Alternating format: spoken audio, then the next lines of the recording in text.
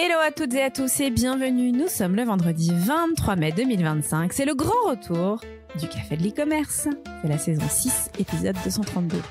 Je suis Laetitia et je suis accompagnée d'Adrien. Bonjour à tous, le Café de l'e-commerce est votre podcast favori que vous écoutez en train de passer l'aspirateur, de faire votre sport ou de travailler. Notre promesse, décrypter l'actualité e-commerce à la sauce aigre douce, incisif mais jamais méchant, tel est notre credo. Le Café de l'e-commerce vous propose de faire votre veille différemment dans vos oreilles. Et au sommaire de cette émission, la première depuis un mois, désolé, on avait plein de choses à faire. Cyberattaque, fermeture de magasins, licenciement, et oui, tout va bien, vous êtes vraiment en 2025. Laetitia, Adrien, prêt, synchronisation des montres. Manque de temps pour votre veille e-commerce? Retrouvez l'essentiel de la semaine avec du fun, de l'inédit et le tout dans la rubrique news simple et funky. Marks & Spencer, Coinbase et Dior ont vu les données personnelles de leurs clients compromises et le point commun, c'est que c'est pas une faille interne, mais que c'est une faille via des prestataires tiers. Pour Marks & Spencer, ce sont les noms, adresses et contacts de clients qui ont été exposés à cause d'un fournisseur. Pour Coinbase, la grosse plateforme de crypto, ce sont les données d'utilisateurs qui ont été piratées. Rien n'a été touché sur les fonds. Là aussi, ça a été fait via un partenaire tiers. Et pour Dior, ce sont les informations clients qui ont été subtilisées, dont les préférences d'achat via un sous-traitant. Ça nous rappelle qu'il est urgent d'auditer en profondeur l'ensemble de l'écosystème tech en incluant les prestataires, les outils SaaS et les partenaires. La cybersécurité ne s'arrête pas simplement au mur de son système d'information, elle est collective et distribuée. Tiens, d'ailleurs, Adrien, tu sais combien est-ce que ça a coûté déjà à Marks & Spencer? J'ai vu un demi-milliard, je sais pas si ça. Ouais, c'est ça, c'est exactement ça. Et alors, si vous allez sur le site de Marks & Spencer, vous ne pouvez rien commander, on vous invite à aller en boutique. Et tout reprendra normalement à la normale pour le service e-commerce de Marks & Spencer en juillet. En tout cas, c'est ce qui est espéré. C'est catastrophique. Je ne sais pas comment une marque comme ça peut s'en remettre. UPS va licencier 20 000 personnes et fermer 73 sites en 2025. C'est la conséquence directe de la réduction de son partenariat avec le géant Amazon qui pesait encore 12% de ses revenus. Alors cette décision, elle s'inscrit dans un plan de réorg du réseau pour s'ajuster à une baisse des volumes, malgré une hausse de la rentabilité par colis et une meilleure performance à l'international. Forever 21 clôture de ses 350 magasins aux États-Unis. C'est le clap de fin pour une icône de la fast fashion. La marque emblématique de la génération Z ferme tous ses magasins américains après avoir déposé le bilan sous le chapitre 11, incapable de survivre à la montée de qui? De Shein, de Temu et aux tarifs douaniers accrus. L'enseigne continuera uniquement ses ventes en ligne à court terme et cette décision marque un tournant dans la disparition des malls américains et l'effondrement du modèle retail basé sur le volume et les loyers élevés. C'est un signal fort, la pression du modèle ultra low cost fait des ravages aux US et en France également, en Europe également. Nouvel accord stratégique entre FedEx et Amazon pour livrer les gros colis résidentiels aux États-Unis. Alors après la rupture partielle avec UPS, je viens d'en parler, Amazon signe un contrat pluriannuel avec le concurrent, avec FedEx, pour assurer certaines livraisons volumineuses à domicile, en marquant un retour de la collab qui était interrompue avant le Covid depuis 2019. FedEx, qui a bondi de plus 7% en bourse après cette annonce, bénéficiera d'un avantage coût, selon un document interne d'Amazon, sans remplacer UPS, mais en s'intégrant à un écosystème de partenaires, UPS, USPS, tout le réseau Amazon. Alors, ce réalignement logistique, qu'est-ce qu'il montre? Eh bien, il nous montre qu'Amazon optimise désormais ses flux selon la rentabilité de chaque partenaire. Et oui, chaque partenaire est passé au crible. Elle aurait pu finir dans le newsweb de FX, celle-ci, c'est TikTok Shop qui se lance sur le pre-owned, sur la seconde main, qui débarque en Europe face à du Vinted ou du eBay. Donc après les UK et les US, TikTok Shop étend sa catégorie seconde main au reste de l'Europe avec le recrutement d'un programme manager pour structurer l'offre pre-owned sur la mode, l'électroménager, les cartes, etc. Lancé initialement avec des acteurs de luxe comme Luxe Collective ou Seller Nightbridge, l'initiative ambitionne de concurrencer frontalement eBay, Vinted ou Back Market via certification, storytelling vidéo et achat direct in-app. Pour les marques et les marketplaces, c'est une alerte. TikTok ne se limite plus au neuf ni à l'impulsion. Il construit une stratégie long terme sur la valeur perçue, la confiance produit et le commerce circulaire. Aïe aïe aïe, Microsoft supprime 3% de ses effectifs mondiaux, soit environ 6000 postes, en visant principalement une réduction des niveaux hiérarchiques internes. Ce plan intervient alors que Microsoft affiche une santé financière éclatante avec 25,8 milliards de dollars de bénéfices nets trimestriels, mais souhaite optimiser son exécution commerciale, notamment côté Cloud Azure, Oria. Même les leaders technologiques rationalisent leurs opérations pour rester agiles. La lean tech redevient un standard dans un marché en mutation rapide. Moi, je suis dans plein de groupes, Adrien, et je connais quelqu'un qui est ASF dans la baie de San Francisco, qui travaille pour Microsoft, mais du coup pour LinkedIn, et qui nous expliquait que c'était pas mal de gens de chez LinkedIn, et comme d'habitude, pas mal de gens sur des fonctions support, donc du marketing, des fonctions comme ça. Et c'était assez l'hécatombe, puisque, comme je viens de le dire, les chiffres sont plutôt au beau fixe. Une news de Geekos, c'est OpenAI qui dévoile Codex, un outil intégré à ChatGPT capable de lire, modifier et exécuter du code avec pour objectif de transformer la productivité des développeurs. Tiens. Pensé comme un copilote ou un super copilote ultra puissant, Codex permet d'interroger un code base, générer des scripts ou des tests en un clic dans un environnement sécurisé et traçable. Vous avez plein de vidéos qui traînent sur YouTube si vous voulez vous donner une idée de ce que c'est. Tu l'as pas testé ? Je ne l'ai pas testé, mais j'ai vu comment ça fonctionne. Tu m'as pas encore demandé de développer des choses, donc pour l'instant, tu peux tout développer je suis pas sûr. Avec ton fils, tu peux faire des trucs. Je sais pas, moi je me dis quand on est dev, on a envie de tout coder et tout décoder. Dev un jour, dev toujours. Ouais, je crois que ça marche pas comme ça, mais bon. Perplexity s'est lié à PayPal pour intégrer directement l'achat dans son moteur de recherche IA, permettant de commander produits, billets ou hôtels depuis une simple requête conversationnelle. Et oui, je vous l'ai dit en introduction, on est bien en 2025. Cette avancée positionne Perplexity en concurrent frontal de qui ? De ChatGPT Shopping et Google AI Overviews, dont on va parler tout à l'heure avec Adrien. Avec une promesse très forte, c'est un parcours d'achat ultra fluidifié. Du prompt à la livraison, sans login ni friction. C'est peut-être le rêve, ça, ou pas. Pour les e-commerçants, c'est une nouvelle ère. Apparaître dans les résultats de recherche IA devient un enjeu de business, où le SEO conversationnel et la compatibilité paiement deviennent aussi stratégiques que le bon vieux référencement Google. Auchan baisse les rideaux de 25 magasins en Espagne et 700 suppressions de postes. Le distributeur a annoncé à début mai la fermeture de 25 supermarchés Alcampo en Espagne sur un total de 526 magasins, ce qui se traduit par un plan de restructuration portant sur 700 postes sur plus de 23 000 salariés. Sephora propose des heures silencieuses dans ses magasins au Royaume-Uni pour une expérience shopping plus inclusive. Cette initiative est testée chaque mardi et jeudi matin de 10h à midi dans 3 magasins pilotes situés à Londres, Birmingham et Manchester. Alors durant ces créneaux horaires, qu'est-ce qui se passe ?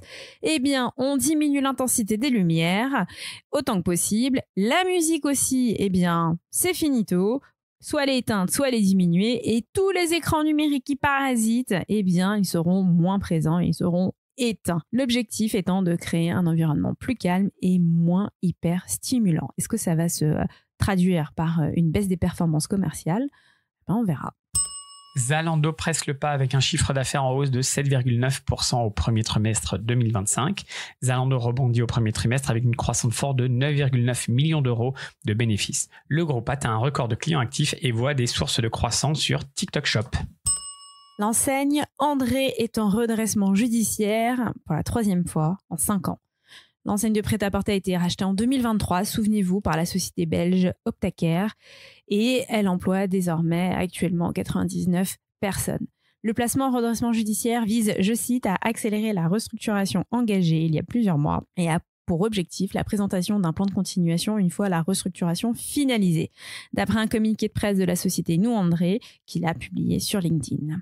Et de poursuivre, nos boutiques, notre corner aux Galeries Lafayette, Haussmann à Paris, ainsi que notre site internet restent bien évidemment ouverts durant la procédure. C'est ce qu'a précisé la marque. Bon courage à André. On continue sur les news Feel Good depuis tout à l'heure. Nafna va basculer en redressement judiciaire, le 3e en 5 ans. Bien sûr, je suis sarcastique, c'est triste à mourir.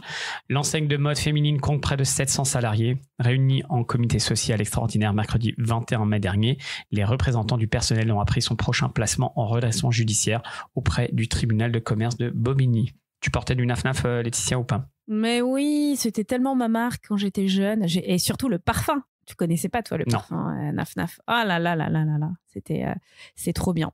Voilà. Mais écoute, avec toutes ces marques qui disparaissent, c'est une petite partie de nous qui disparaît aussi. Il y avait dans le groupe WhatsApp une personne qui disait c'était triste à mourir. Vas-y, tu veux le dire. C'était toutes les marques de son CV qui disparaissaient. On peut imaginer qu'il y avait du Camailleux dedans, qu'il y avait du Jennifer, je sais pas quoi. Du Jennifer. C'est triste, comme tu dis, c'est triste à mourir. Comment je peux rebondir sur ça ? Bon courage, mais comment on s'arme de courage quand on a Shein et Temu qui sont face à vous, il y a toujours Bruxelles. Et Bruxelles propose une surtaxe de 2 € pour les petits colis entrant dans l'Union européenne. Les frais envisagés seraient à la charge des plateformes et non des consommateurs, indique le commissaire européen au commerce. C'est une proposition qui reprend la solution émise par la France, Cocorico, afin de limiter l'afflux de colis venant de Chine. Alors aux États-Unis, ils ont les tarifs, ils augmentent les taxes douanières et puis nous on est là, allez, on va rajouter 2 € par-ci, 2 € par-là. WhatsApp franchit le cap des 3 milliards d'utilisateurs. Lancé en 2009 puis racheté par Facebook en 2014 pour 19 milliards de dollars, WhatsApp a toujours maintenu une promesse forte, rester gratuite et sans publicité, malgré les fake news qui reviennent chaque année. L'application avait déjà dépassé les 2 milliards d'utilisateurs mensuels en 2020. Je crois qu'on en avait parlé d'ailleurs, mais ce nouveau cap confirme son rôle central dans l'écosystème de Meta. Meta mise également sur WhatsApp Business pour monétiser cette base d'utilisateurs. La plateforme WhatsApp Business a généré une part significative des 510 millions de dollars de revenus issus des applications du groupe au dernier trimestre. Meta continue d'expérimenter des outils d'IA destinés aux entreprises, notamment un nouvel espace de gestion des agents intelligents. Adrien, petite question, dans combien de groupes sommes-nous ensemble? Combien de groupes communs avons-nous? Parce que là, tous les matins, je vois un nouveau groupe que tu as créé, non, pas dans que lesquels tu m'ajoutes. Je m'étais arrêtée à 100 à un moment donné, là. On a mis 5 ans pour faire, ou 7 ans, ou 8 ans, ou je sais pas quoi, depuis qu'on se connaît. On va dire, on a mis 10 piges pour faire les 100 groupes, et là, en 6 mois, il y a eu 64 groupes de plus. On a fêté les 100 groupes là, il y a quelques mois, en début d'année, je crois, si je me souviens bien. Ouais, c'était ça. Ah ouais, c'est beau cette croissance, sauf pour mon cerveau. Ça commence à être dur à tout suivre. Moi, je ne suis plus. Voilà, je l'admets. Non, il y a le FOMO, donc tu continues à suivre. Je regarde, mais franchement, c'est dur.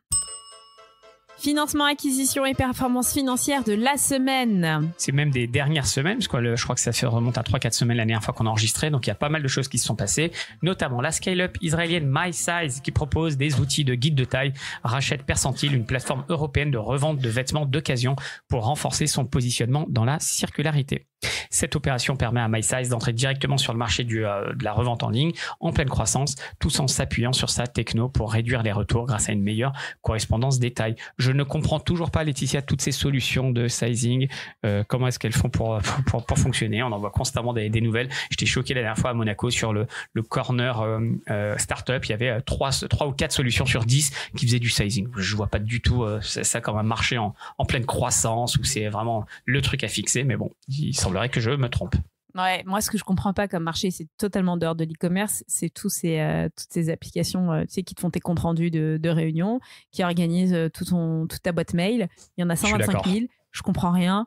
Et à Station F, franchement, s'il n'y en a pas 20 là qui sont en mode incubateur et qui font tous la même chose, bref. Vinted. Vinted lance Vinted Ventures, un fonds d'investissement dédié aux startups du re-commerce, donc de l'économie circulaire. L'objectif est de soutenir financièrement des solutions innovantes qui renforcent son écosystème circulaire, comme la logistique, le paiement ou la traçabilité des articles. Vinted, vraiment, hein. Heureusement que tu existes. News un petit peu what the fuck pour moi, c'est H&M qui a investi dans Centra. Et Centra, c'est quoi? C'est une plateforme e-commerce headless, donc Mac, etc., très, très moderne, pensée pour les marques en mode D2C et wholesale. Cet investissement minoritaire vise à accélérer l'innovation produit, l'omnicanal et l'expansion internationale de Centra, déjà utilisée par des enseignes comme COS, Arket, Other Story, etc. En soutenant une solution tech ultra spécialisée, H&M montre sa volonté de structurer un stack composable verticalisé mode, une approche inspirante pour les groupes cherchant à allier performance, différenciation et évolutivité. Je réfléchissais un petit peu ces dernières années, est-ce que c'était commun d'avoir un retailer qui investit dans une tech? J'ai pas trop trouvé d'exemple. Alors il y a Commerce Tools avec Réveil Group, mais Réveil, oui, c'est un retailer, mais c'est surtout un gros conglomérat de plein de boîtes, ils sont plein de startups. Donc, je sais pas, c'est pas du tout commun. Je trouve ça vraiment étonnant d'avoir. Oui, après, il y aura sûrement Walmart ou Carrefour qui ont investi un peu partout, mais bon, c'est via leur incubateur. Je sais pas. Donc, je trouvais ça rigolo de voir que H&M investit un petit peu chez Centra. Relevant, la martech française, vient de lever 6 millions d'euros en série A pour booster sa personnalisation IA en temps réel. Relevant propose une tech qui adapte dynamiquement le contenu des emails et interfaces au moment exact de l'ouverture, maximisant la pertinence et l'engagement. C'est un signal fort de la montée en puissance des solutions de real-time content qui devient un levier extrêmement critique pour les retailers face à un enjeu de quoi? Eh bien, de l'attention du client. Laetitia, retient bien ce nom, Parloa. Parloa, c'est une start-up berlinoise spécialisée dans les agents IA conversationnels, traduction les chats GPT-like, pour l'expérience client. Et elle vient de lever 120 millions de dollars en série C, atteignant une valorisation qui dépasse le milliard, donc le statut de licorne. Et on est en 2025, c'est de plus en plus rare ce genre de valorisation. La plateforme, c'est ce que j'allais dire. La plateforme permet aux grands groupes de déployer à grande échelle des agents IA capables d'interaction naturelle et personnalisée. Tu vas sur le site, tu as IA agentique, tout ce que tu veux, Gen AI, tu as tous les mots-clés du monde. Donc, bravo à eux. J'ai hâte de comprendre un peu mieux ce qu'ils proposent. Quand est-ce qu'ils vont se faire racheter? C'est ça la question. L'IA contre le vol à l'étalage. La start-up française Vision vient de lever 38 millions d'euros pour accélérer son expansion internationale. La start-up, qui est spécialisée dans la détection de vols à l'étalage via la vision par ordinateur, vient de clôturer son tour de table de série B pour donc accélérer son développement. Elle vise les 100 millions d'euros de revenus en 2029 et s'attaque en priorité au marché américain. Je me demande, Adrien, si on ne les avait pas rencontrés. On avait parlé à tellement de boîtes qui faisaient ça à la NRF. Ces sociétés-là. Mais je ne crois pas que c'était une boîte française. Mais en tout cas, il y a un marché et il y a pas mal de boîtes qui sont dessus. C'est une mode de mettre le double E pour les boîtes françaises. Relevant, Vision, il y en a plein comme ça. C'est peut-être pour se donner un style américain, je ne sais pas. C'est plus vendeur. Le spécialiste américain du retail software Celerant hackait Celldog, une solution de POS et d'e-commerce britannique pour s'implanter en Europe. Ce rapprochement va permettre de proposer une offre POS mobile, email marketing, analytics et paiement unifié. Quand on parlait l'année dernière, en tout cas ces derniers trimestres, de la consolidation du marché du POS, il y a plein d'acteurs qui sont en train d'entrer là-dedans, de continuer à faire leurs armes, et les consolidations vont continuer sur le marché. La solution néerlandaise des flux produits Chartable rachète Product Hero, spécialiste Google Shopping, pour offrir aux retailers une plateforme unifiée de gestion multicanal. Cette fusion permet de centraliser les campagnes pub, les listings marketplace et optimisation produit avec une promesse forte. Moins de complexité, plus de performance et une meilleure rentabilité des investissements publicitaires. Non mais là, ça fait 2-3 news. J'ai l'impression que c'est mon passé qui revient chez les éditeurs. C'est tout ce qu'on faisait déjà. Et c'est marrant de voir que... Et qui se commoditise, donc il faut se différencier, donc il faut racheter, il faut proposer d'autres choses, etc. Et comme le marché est très compliqué, les boîtes elles valent plus rien ou plus grand chose. L'agence DND s'associe à Rainbow, agence Shopify en France, pour mutualiser leur expertise Shopify. C'est rigolo la manière dont ils tournent les mots, donc ils parlent bien de rapprochement, de partenariat. Bon, c'est une union qui va réunir ces deux acteurs de l'écosystème e-commerce. Rainbow, expert historique sur Shopify, et DND, experts, ils sont tous experts, en tout cas multitech e-commerce. Donc ils vont s'allier particulièrement. Je n'ai pas très bien compris si c'est juste sur l'offre Shopify, ce que j'ai l'impression, ou si ça va au-delà de l'offre Shopify. En tout cas, bravo agence DND.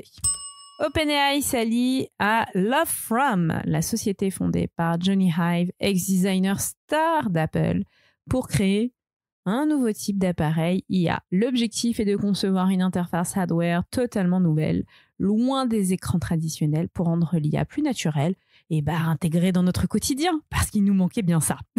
Ce partenariat, qui inclut également le soutien de SoftBank, pourrait bouleverser l'accès à l'intelligence artificielle en bousculant les standards des interfaces utilisateurs actuelles. Je trouve qu'il y a, pour le coup, moi ça me parle. Ça fait 1 an que j'ai plus de Google Watch, j'ai plus rien au poignet, et je me suis acheté il y a 2 jours une montre qui s'appelle Whoop. C'est juste un bracelet, il n'y a pas d'écran, il n'y a rien du tout. Et je trouve ça hyper pratique parce que du coup, t'es pas distrait et ça te traque pas mal de choses. Donc je suis très curieux de voir comment est-ce qu'ils peuvent créer un nouvel hardware, mais je pense qu'il peut y avoir de la place. Si t'es OpenAI et tu crées quelque chose d'intelligent, je pense qu'il peut y avoir de la place. Peut-être une bague intelligente ou justement un bracelet ou un collier ou d'autres choses. Neo9, experte en design de services et transformation digitale, intègre le groupe Niji, acteur reconnu du conseil, du design et de la tech. Il n'y a même pas de lien. Oui, effectivement, il n'y a pas de lien. Mais bon, il se trouve que Neo9 ou Neo9, on les connaît. Et puis voilà, j'ai été surpris de voir qu'ils ont rejoint le groupe Niji. Donc bravo à toutes les équipes Neo9 avec lesquelles on échangeait pas mal l'année dernière. T'as vu ça sur LinkedIn ou comment c'est ? Ouais, sur LinkedIn. Ah d'accord. Sur LinkedIn, ils ont tous si on met du basculé, gossip et du off dans les news simples funky, je suis pas d'accord. Non, mais ça m'étonne qu'ils aient pas communiqué dessus. Donc je sais pas si c'est pas officiel, oui ça l'est, mais c'est peut-être ils voulaient peut-être pas trop communiquer dessus. En tout cas, bravo aux équipes Niji et bravo aux équipes Neo9 qu'on aime beaucoup.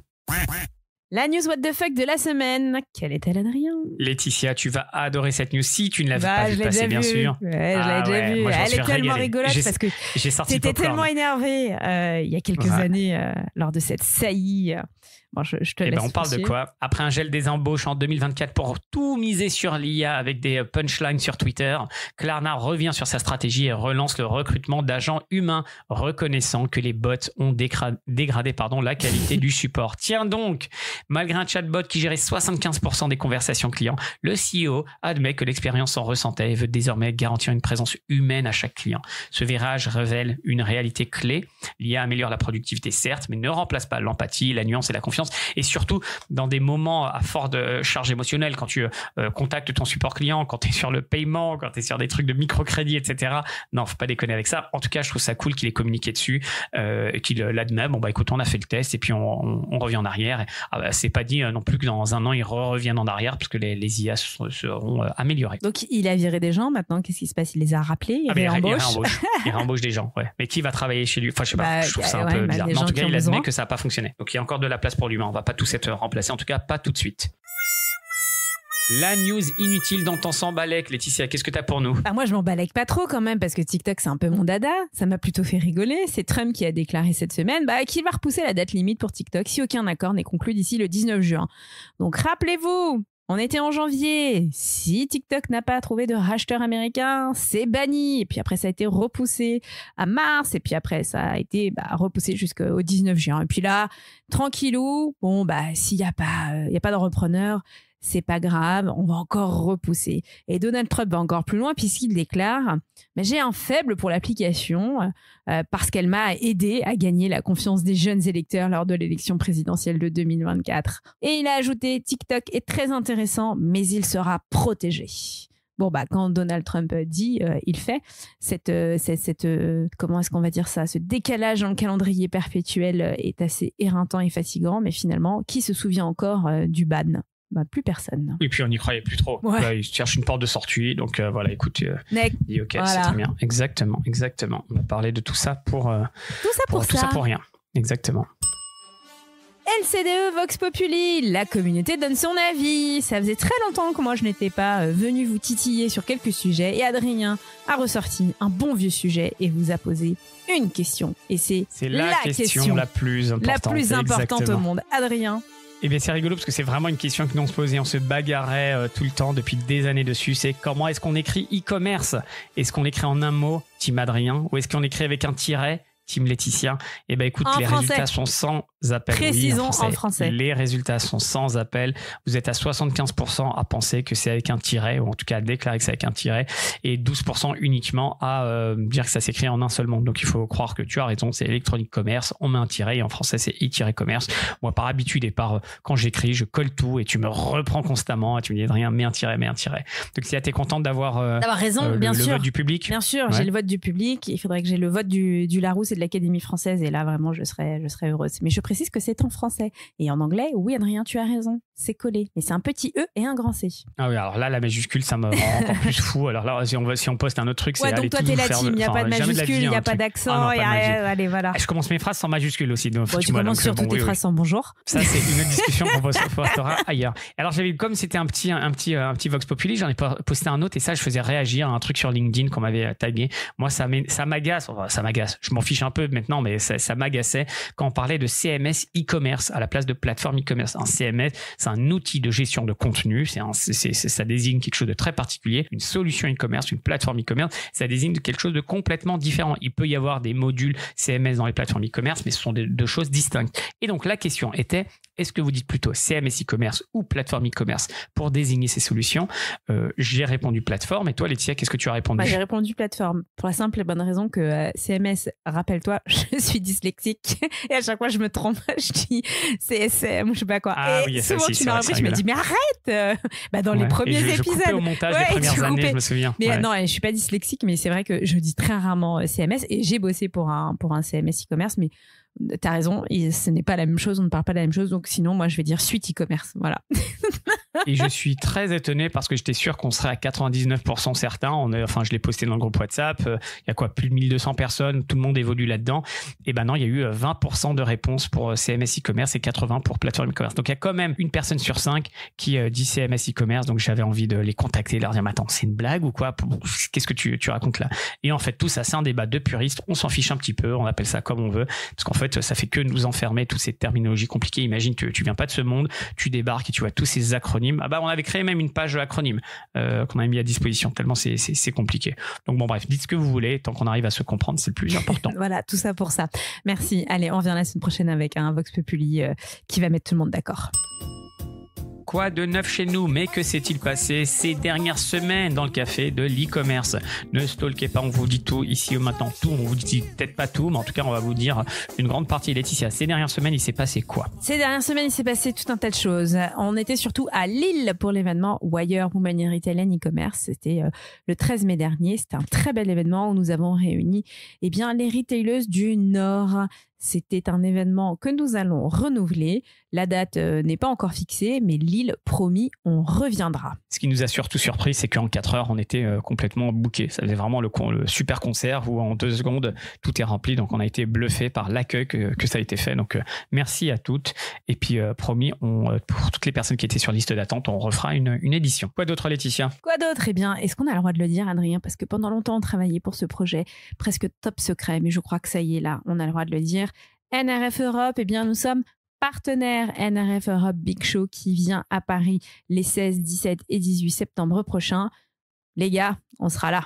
Et avec du lourd. Et pas n'importe quoi, justement. Pas Tout le monde est partenaire quoi. à son petit logo. Mais Laetitia, est-ce que tu peux décrire un petit truc, un petit teasing de ce que ça veut dire? Juste pour vous dire qu'on sera là.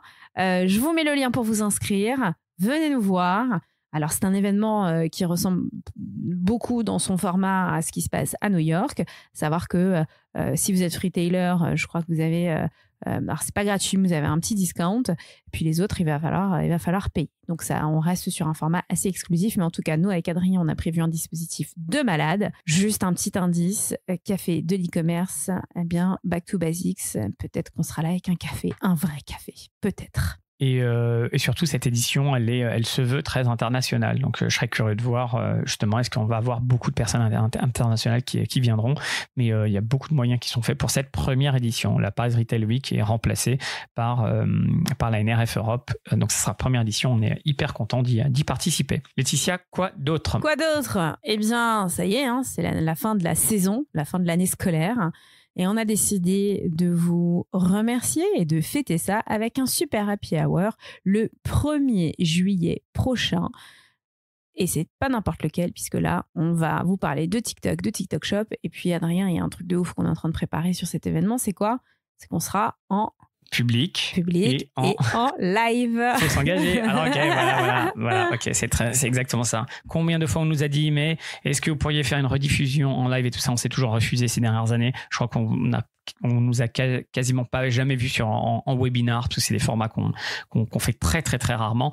Et là, on s'est dit c'était la bonne occasion pour toutes les personnes qui n'habitent pas à Paris. On sait que vous êtes nombreux. Et même si vous habitez à Paris mais que vous n'êtes pas disponible, vous allez pouvoir vous connecter en live, interagir avec nous. Alors, c'est pas juste voir le live. Il y aura du chat. Vous allez pouvoir poser des questions. On va y répondre. On va faire le truc très très cool, très sympa. Donc, vous êtes tous invités physiquement ou en connexion.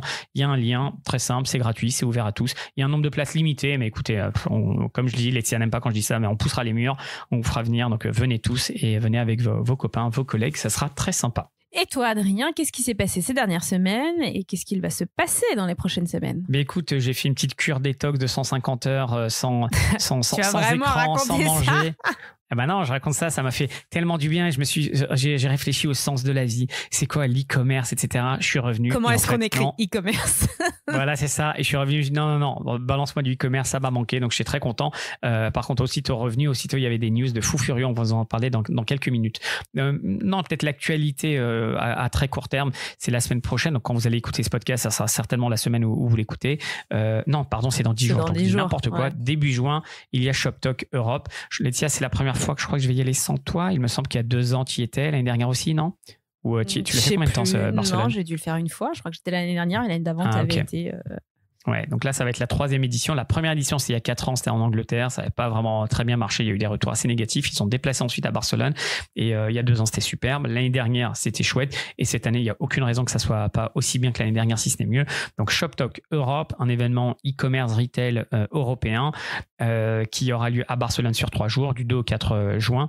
Si jamais vous êtes dans le coin, on a créé un petit groupe WhatsApp. On doit être sur une petite 50aine de personnes pour interagir tous ensemble. Et si vous êtes sur place, n'hésitez pas à me contacter. Pour le coup, Laetitia, tu seras pas là, mais j'y serai et je serai ravi de venir sur votre stand ou venir prendre un café. T'as prévu un apéro, un truc, Adrien? Non, on me l'a demandé, mais non, il y a tellement d'apéros, de trucs qui s'organisent déjà sur place là-bas, donc non. Mais en tout cas, l'apéro sera peut-être informel sur des stands. Si des gens veulent qu'on se rencontre, contactez-nous et je me ferai un plaisir de vous voir.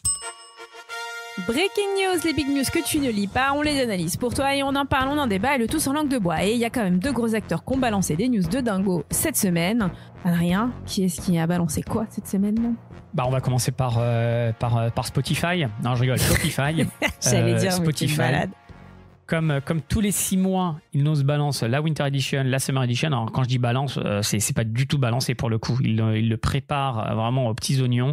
Et donc, cette édition, la Summer Edition, elle s'appelle Horizon. Et il y a un site qui est dédié, qu'on vous invite à cliquer. Qui est magnifique, comme d'habitude. Comme d'habitude, il est extraordinaire. À chaque fois, il change de thème, il change d'angle, etc. Donc, c'est juste extraordinaire pour les yeux. Si vous allez sur votre téléphone, vous pouvez même jouer à un jeu à la Outrun, enfin, un jeu d'arcade de voiture. Je crois que j'ai fait 2 minutes 22 d'ailleurs, donc balancez-moi vos scores. Quand même, ouais. Mais bien sûr, je suis allé jusqu'au bout, je suis un compétiteur. Mais bon, j'étais pas très à l'aise, donc je pense que j'aurais pu faire le sub 2 minutes. Mais bon, peu importe. En tout cas, il y a. T'as vu passer ça, Laetitia, avant que j'aille dans le détail, ouais. Oui, tout le monde a passé sur son LinkedIn. Je pense que ça inonde dans tous les sens. de partout. Exactement. Et la communauté WhatsApp également. Exactement. Sur le site, on te met c'est toujours la complexité dans ce genre de choses. Tu as plus de 150 fonctionnalités. Il faut savoir qu'est-ce qui est du recyclé et qu'ils mettent sur ce site lors de l'annonce, et qu'est-ce qui est vraiment nouveau et qu'est-ce qui est structurant. On a parlé, les thèmes qui sont mis en avant sur le site sont les thèmes, la création des thèmes sur le site, le sidekick, le retail, donc POS, le checkout, l'international, le marketing, le B2B, le shipping, etc. et des choses sur les développeurs. Moi, j'en ai 2 qui m'ont vraiment marqué. Je te propose de te les partager. Alors, attends, laisse-moi deviner. Moi, je me dis que checkout, B2B, ça a dû t'intéresser. Et je dirais Sidekick. Eh ben écoute, t'en as un sur les 3 ou sur les 3-4. Sidekick, je comptais pas commencer par lui, mais je vais commencer par lui du coup. Sidekick, c'est quoi? C'est ton assistant, ton copilote. Voilà, je crois que c'est le meilleur mot. Et alors, quand ils le décrivent, Shopify, ils expliquent que Sidekick utilise désormais un raisonnement avancé en plusieurs étapes pour connecter plusieurs sources de données, diagnostiquer les problèmes business complexes, comme identifier pourquoi les ventes baissent, transformer sans effort vos idées visuelles en images soignées et travailler dans plus de 20 langues. Moi, ce qui m'a plu, et donc c'est live tout de suite là, si tu te connectes sur Shopify, en haut à droite, tu as un petit bouton, une petite icône, tu cliques dessus et ton écran se divise, où tu auras toute la partie de droite, un layer, une colonne, on va dire, et tu vas pouvoir, la ChatGPT, interagir. Je lui ai posé pas mal de questions, comme par exemple sur quelle page je suis, qu'est-ce que tu peux voir, qu'est-ce qu'il me manque à faire pour configurer ça ou ça, et c'est plutôt pertinent. Ce que j'ai beaucoup aimé, c'est que ça te renvoie pas vers une FAQ, enfin c'est pas une FAQ qui te renvoie vers des articles. Je déteste ces chatbots qui te répondent pas, qui te disent clique dessus pour y répondre. Il te répond dessus, il contextualise la réponse parce qu'il voit la page sur laquelle tu es, il est capable de récupérer les informations, les reports, etc. pour te faire des réponses propres. Donc franchement, j'ai été bluffé. Il y a encore plein de trucs à fixer, mais j'ai trouvé ça vraiment incroyable de pouvoir se dire que tu as ton petit assistant, tu lui poses des questions. Et Laetitia, tu le sais très bien, autour de nous, il y a plein de gens qui ont aucune compétence technique, qui sont pas vraiment dans l'e-commerce, qui ont leur boutique Shopify, qui connaissent pas très bien. Et franchement, un sidekick, je trouve ça hyper intéressant. Donc très bien intégré, et il va continuer à s'améliorer avec le temps. Vraiment, waouh. C'est une fonctionnalité que tu utiliserais ou pas, complètement. Moi, je suis une fanat de tous ces trucs-là. T'arrêterais de m'appeler à 2h du mat, comment on fixe ce truc? Mais c'est exactement ça. C'est ça. Bah ouais, franchement, et ça va éviter des moments de panique. À pas d'heure. Bon, moi je trouve ça génial. Franchement, ça me donne envie de rouvrir un Shopify. Il y a un truc que j'ai pas pu tester, mais qu'ils mettent en démo, c'est le côté proactif, où ils te disent attention, là, je sais pas quoi, il y a une baisse des ventes, ou tu as utilisé ça et ça sur tes coupons, faut faire attention. Et ils te font des alertes. Donc franchement, à partir du moment où il répond à tes questions, il est capable d'analyser, te faire des recos, waouh, il y a un avenir très radieux pour ce sidekick. Mais tu sais, j'avais été hyper excité il y a quelques trimestres, ou je crois l'année dernière ou il y a 2 ans, quand ils avaient commencé à release ce sidekick en disant tu vas avoir un copilote qui va t'aider. Je trouvais ça super cool. Alors il y a le Copilot Shopping pour les consommateurs, mais celui qui va être pour le business manager, pour la personne qui va administrer ton site, je trouve ça incroyable. La deuxième chose que je voulais te partager et qui est ouf aussi, c'est Horizon. Alors le nom de Horizon, c'est un peu leur nouveau système de templating. J'utilise peut-être pas les bons mots, mais en tout cas, on va dire c'est la nouvelle manière de créer de templatiser, de créer des templates, et tout ça boosté à l'IA. Pareil, c'est live, je l'ai testé. Donc y a comment ça choses. se passe? Tu veux créer un template, tu poses des questions, tu fais un prompt. Alors regarde, tu vas dans l'onglet à gauche, tu as la navigation, tu vas dans thème, et là tu peux soit choisir un template qui existe déjà, donc là il y a un truc Horizon, et je vais en revenir dessus dans une seconde, ou soit utiliser la fonctionnalité crée ton template. Donc moi j'ai créé mon template, et je lui ai dit fais-moi un site de cours de fitness en ligne. Un truc simple. Le gars ne lâche jamais l'affaire avec le fitness. Je réussirai. Comment, je sais pas, mais je réussirai. Et en fait, donc tu crées le truc, ça prend quelques secondes, et ensuite tu peux cliquer, il te crée le template, et ce qui est chouette, c'est qu'il te crée le template, il te crée le layout, la navigation, il te remplit avec des produits, donc il y a des kettlebells, des machins, et je dis non, moi je veux des cours, je veux pas des produits, tu as déjà des images qui sont là-dessus, donc en fait, je vais pas dire que le site est prêt à l'usage, mais franchement, encore une fois, pour des gens qui ne servent pas trop, en 2 secondes, tu vends des trucs un peu spécifiques, machin, et combien de fois on s'est dit, vas-y, on va pas tout rechanger le template, on veut un truc quick and dirty, on veut tester rapidement, ça fait le taf, oui, ça fonctionne, ça te remplace toutes les images et tout ça. Après, il va falloir aller éditer et l'améliorer, mais en tout cas, ça te crée ton template. Je trouvais ça hyper ça sympa. répond à une demande SMBs plutôt, mais même Enterprise, je me dis quand tu fais des petites collections capsules ou des trucs comme ça. Ouais, mais le problème, c'est combien de fois tu crées un template. La réalité, c'est que moi, je trouve ça un peu, pas bidon, mais tu le fais une fois au début. Mais tu sais, c'est pas tous les 2 mois, tu vas créer un template. Tu le fais une fois et après, tu le changes plus. Et tu sais très bien après, faire migrer les templates ou de les faire évoluer, c'est toujours un casse-tête. Donc, je dirais, c'est super sympa pour se lancer. Pour les rencontres, je pense qu'on s'en fout complètement. Mais tu vois, nous, on a toujours 50 000 idées. Demain, on peut lancer très, très vite des sites en l'utilisant. Et la deuxième chose, c'est que tu vas lancer le template, mais derrière, il va falloir customiser le layout, la disposition. Et là, ils ont un système de blocs. Alors, tous les sites, tout le monde a des systèmes de blocs, mais celui-ci, en l'occurrence, c'est pareil, je l'ai testé, il est là, donc c'est incroyable. Tu veux dire, dans cette zone-là, qu'est-ce que tu veux? Et là, franchement, c'est un truc de ouf. Tu dis, je veux un carrousel qui me présente un calendrier des cours, ou alors je veux mettre en avant tel produit. Il te fait tout le code, tu vois, qu'il l'écrit. Alors là, ça prend un peu de temps, c'est un peu relou, mais en tout cas, il va te faire exactement, tu lui écris avec des mots simples et il va te coder ce que tu veux voir. Et c'est vraiment super bien fait. Alors, je suis pas allé aux limites du système, mais ça va te construire ton code. Donc, 1, tu crées ton template en 2 secondes, et 2, tu crées tous tes blocs sur tes pages, etc. Pareil, en quelques secondes. Donc, vraiment incroyable. Incroyable Shopify. Maintenant, moi, je me demande si l'audience, enfin les utilisateurs, vont savoir s'exprimer suffisamment, pas bien, mais en tout cas correctement pour que l'IA puisse opérer. Ou alors les agences. Et c'est pour ça que les agences, il y en a de plus en plus. Des agents de design, machin, qui vont t'aider à tout faire. Tu as moins besoin d'avoir une agence qui te développe, et tu as plus besoin d'une agence qui comprenne le code. Parce que dire, je veux que ce soit vert et bleu et mets-moi 3 blocs, c'est bien, mais c'est pas que ça, en fait. Ouais, t'as raison. C'est peut-être les agences qui vont. Et après, tu peux aller éditer le code qui a été fait, etc. En tout cas, je trouve ça, l'effet démo est waouh. Combien de fois, moi, franchement, je vois bien, tu vois, tu lances une nouvelle section, etc. Tu utilises les blogs, je sais pas. J'ai le sentiment que ça peut être vraiment très, très, très, très sympa. Donc, les 2 choses là qui m'ont vraiment marqué au-delà des 150 fonctionnalités, le sidekick, waouh, Horizon, ou en tout cas le templating, qui est aussi vraiment c'est très front. Et pour le coup, il y a pas mal de démos qui sont sympas. Il n'y avait pas d'autres choses, Adrien, notamment sur POS ou le checkout? Ouais, tous les autres sujets que tu as listés, c'était bien, mais il n'y a rien d'extraordinaire. Nouvelle UX pour le POS, mais checkout, plus de pays qui sont à disposition, etc. Donc non, rien de foufou. Des trucs sympas, mais rien de foufou. Je pense que les 2 grosses annonces, c'est Horizon et Sidekick à mon sens. Donc, quelle note attribues-tu à cette Winter Edition? As-tu été surpris? Oui, non? De 0 à 10? Surpris, je sais pas. Allez, je vais mettre un 7 sur 10. 7 sur 10 parce qu'il y a quand même tout ce qui va être checkout, B2B, grand compte, enterprise et tout ça. Il y a presque rien. Il y a 3 fois rien. Donc, mais bon, c'est pas des trucs qui sont sexy. Là, pour le coup, ils ont fait des trucs très, très sexy, très, très visuels. Et donc, ça s'y prête bien. La com, elle est extraordinaire. Bon, ça leur empêche pas de continuer à virer des gens ou de faire des charrettes ou quoi que ce soit. Mais en tout cas, la com, elle est incroyable. Donc, bravo à eux. Et puis, l'écosystème Shopify, il regroupe plein d'agences, des agents de design, des agences qui vont faire du code, des boîtes qui sont en train de regarder ça. Donc, ils continuent à innover, à faire des choses sympas. Moi, je trouve ça... Non, c'était bien. 7 sur 10, c'est bien, non? Ouais, c'est pas mal. Pour le commun des mortels, c'est équivaut à un 9 ou un 10. Non, moi, je mettrais quand même peut-être allez, je dirais 8, 8,5. Moi, j'ai bien aimé tout ce qui était autour du B2B. On sent que ça pousse. Et d'ailleurs, j'étais extrêmement surprise que tu ne parles pas de ça, mais dans ton post LinkedIn, tu as beaucoup plus mis l'accent sur le B2B. Et je trouvais que c'était assez malin de leur part de mettre l'accent sur le B2B. C'est pas forcément là où on les attend. Et puis surtout encore et toujours cette offensive sur les grands comptes qu'on sent quand on parle de checkout, même quand tu nous parles de alors peut-être un peu moins d'horizon, mais sur du sidekick et puis l'agent, le commerce agentique, je parie que ce sera dans la Winter Edition. Ça, c'est sûr et certain. Bon, alors Adrien, on a parlé de Shopify. Maintenant, il est grand temps de parler de Google. Le géant qui s'est tu, qui a pris des balles perdues dans cette bataille du commerce et de l'IA agentique et de tout un tas de choses. C'est quoi la riposte là de Google? Il y a eu la Google I.O.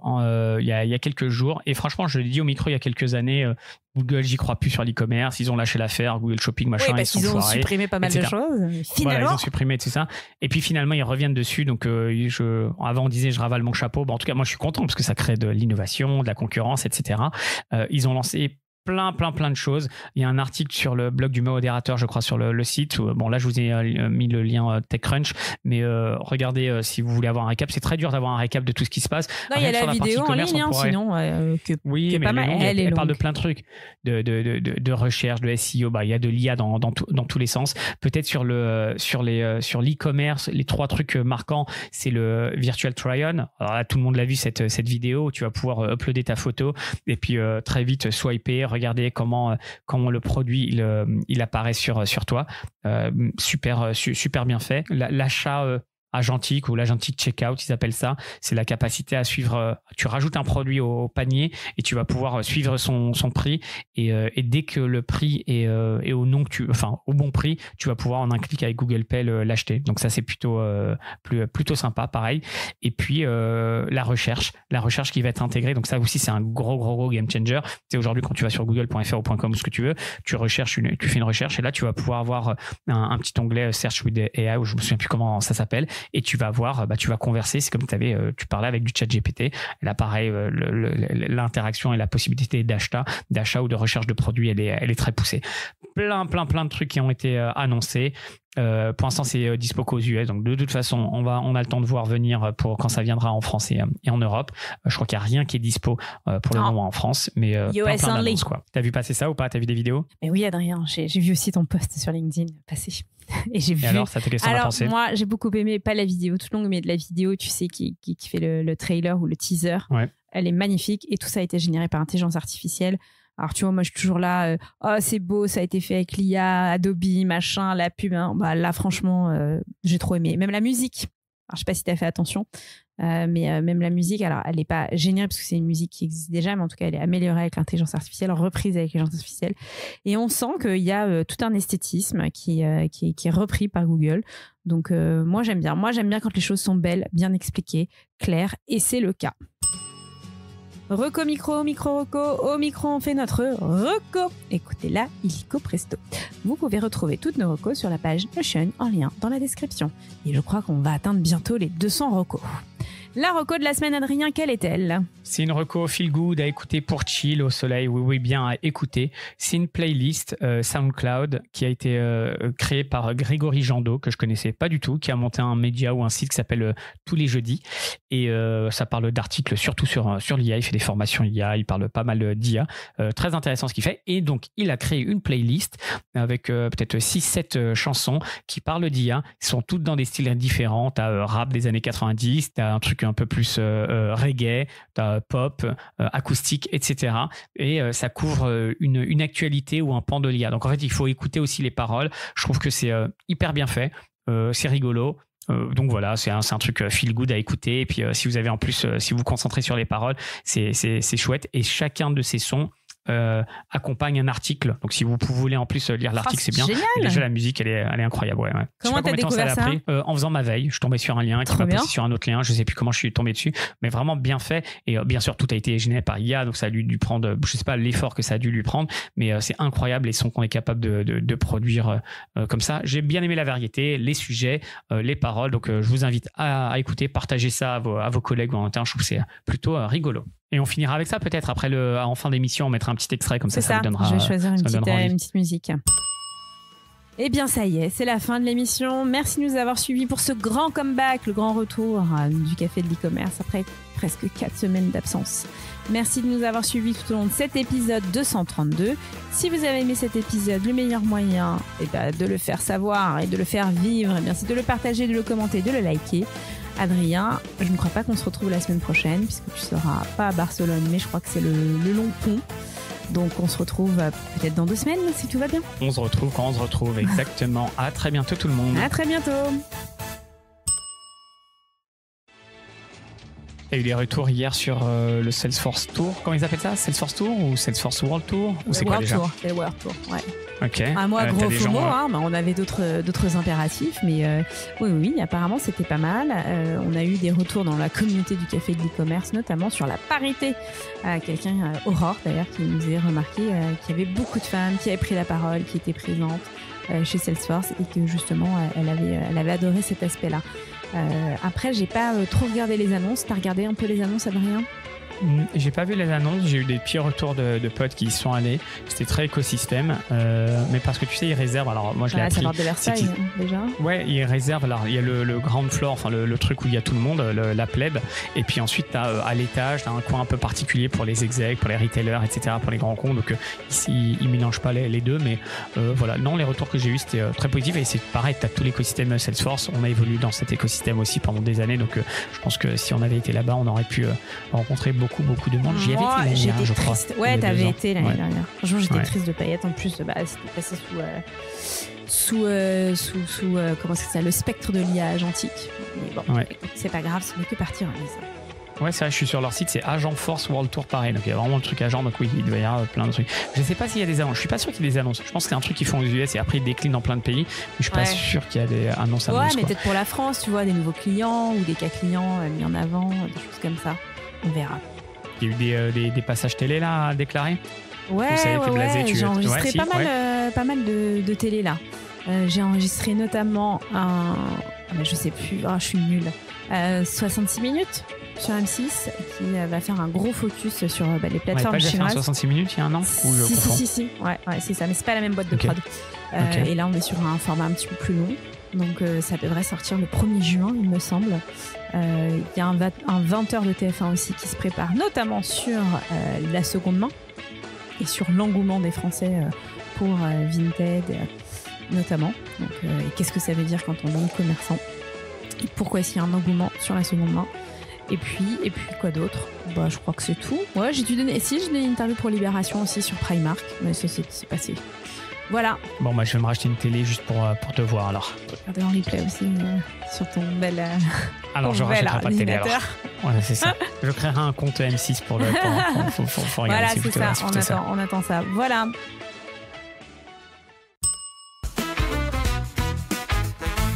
Au cœur de Babylone et sous les yeux de Jah se développe un truc qu'on appelle l'IA. Derrière tes startups packs de pros, c'est la nature qui trinque, bro. Serveur qui tourne, l'eau s'évapore, CO2 dans l'air, toujours plus fort. OpenAI, Google, Microsoft, Meta, toujours plus de calculs et plus de dégâts.